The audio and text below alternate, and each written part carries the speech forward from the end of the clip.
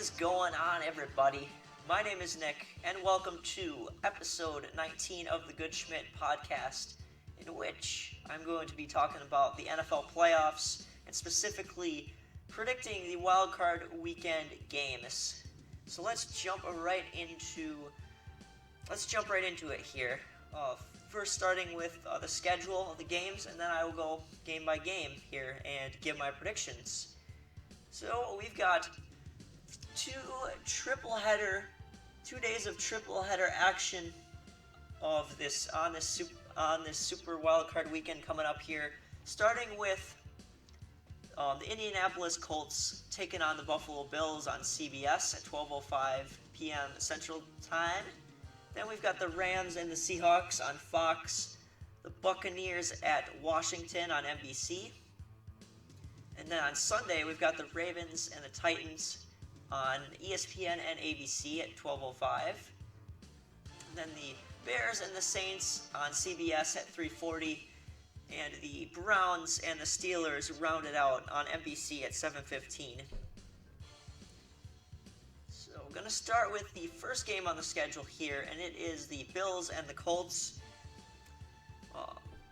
Well, Rivers does have more playoff experience than Josh Allen. He's the exact opposite of Josh Allen. Rivers is on the decline, while Josh Allen is a young, ascending quarterback talent, and he's a more accurate thrower than Phillip Rivers. I just can't trust Phillip Rivers in this game. Josh Allen has a chance to prove himself as an elite quarterback versus this Colts defense in this game, and I think he will. I certainly think he will with how he's been playing lately. We'll see how he handles the playoff atmosphere. Hopefully he treats it like a regular game, because I think he's going to do just fine. Stephon Diggs is going to be an important playmaker for the Bills' offense. They really need him to show up in a big way in this contest. For the Colts, the rookie Jonathan Taylor, former Badger, is going to need to provide a spark for the Colts' offense. But overall, my pick in this game is going to be the Bills. I like the Bills because their offense is, I think, more dynamic than the Colts. And my score prediction is Buffalo 30, Indianapolis 17. So I am taking the Bills in this one.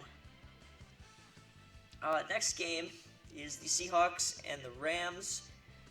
I've got a couple questions for the Rams. Will the Rams defense get after it?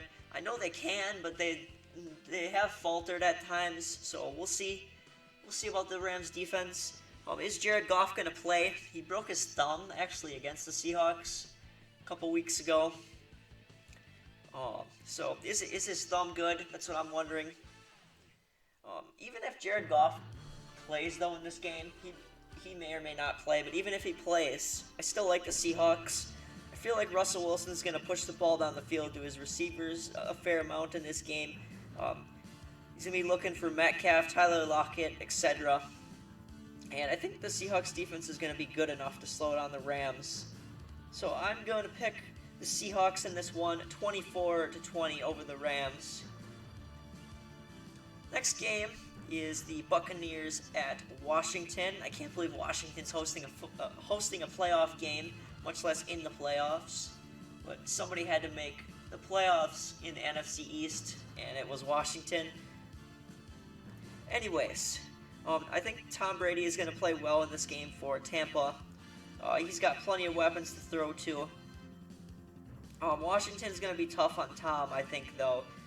They've got a great D-line, highlighted by Chase Young, who will be putting pressure on Brady all game long. I think there's a good chance he gets a sack or two in this game, too.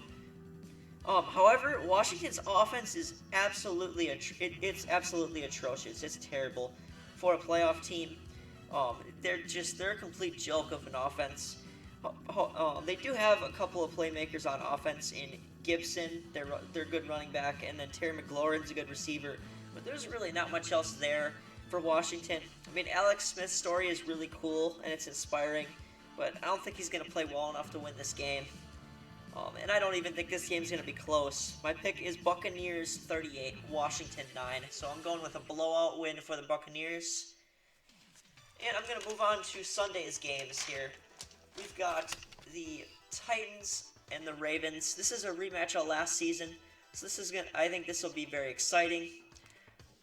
There's definitely some parity here with these teams playing last year, like I said. I think they're evenly matched. The defensive matchup will be interesting to see. I think the Ravens' defense has been better this year, but I do think the Titans' defense is going to show up in this one because it's the playoffs. I think they'll be ready to go.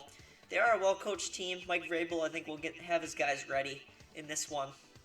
For the Titans, their biggest key to this game is that Derrick Henry is going to need to put up 100 to 150 yards in order for them to win. He is an MVP candidate. Him and Aaron Rodgers. Henry might win it. He's gonna have to play like the MVP that he is. And the Titans line is gonna need to help him out. Some other key players for the Titans: A.J. Brown and Corey Davis. It'd be a great idea if Ryan Tannehill can get these guys the ball. They are playmakers for sure. And that question for the Titans I have is Jonnu Smith gonna show up? Will he show up? Jonnu started the season off really strong, and then he either got hurt or got COVID, and he just hasn't been the same since. So are we going to get the Jonnu from earlier this year, or is he going to make like one catch in this game? We'll see. We will see. For the Ravens, Lamar Jackson, I think, will be forced to throw by the Titans defense, because I think they're going to close down the running lanes. I still think Lamar is going to run some as well. And Lamar's going to be looking for his security blanket, tight end, and Mark Andrews. And Hollywood Brown is going to need to make plays in order for the Ravens to win. So, I do think the Ravens have looked like the better team this year. However, in this rematch, I am picking the Titans. I think they're going to prevail once again. Mainly because of Derrick Henry. I think he's going to put up like 130 yards. He'll be in that 100 to 150 yard range. And the Ravens' key playmakers in A.J. Brown and Corey Davis will make some plays. So, yes, I'm going with the Titans. My score will be Titans 35, Ravens 28. And then we've got the Bears taking on the Saints in the Superdome. Biggest concern in this game to me is the Bears' offense is way too inconsistent this year. I don't think they really belong in the playoffs. This is just my opinion. I mean, they played some really bad teams later in the season, and I would have rather seen Arizona make the playoffs, but that's another story. The Bears being in here and not Arizona. But yeah, I think back to this game. The Saints defense has been really solid this year, and I think they're going to be able to stop the Bears offense. They're just, like I said, they're too inconsistent. Saints defense is solid. That's a recipe for success for the Saints. I think they have a recipe for success to stop the Bears. The Bears, yes. And for the Saints, Alvin Kamara will have a big game, I think. And my score prediction is Saints 24, Bears 10. Saints are just a better team. I don't have anything else to say about this game. And I'm going to move on to the final game of the weekend. And it is the Browns taking on the Steelers. To me, this is the toughest game to pick. The Browns first. They don't have They may not have their head coach Kevin Stefanski because he was exposed to COVID, and some of the other coaches for the Browns were exposed, and some players as well. Hopefully, the Browns will get Denzel Ward back.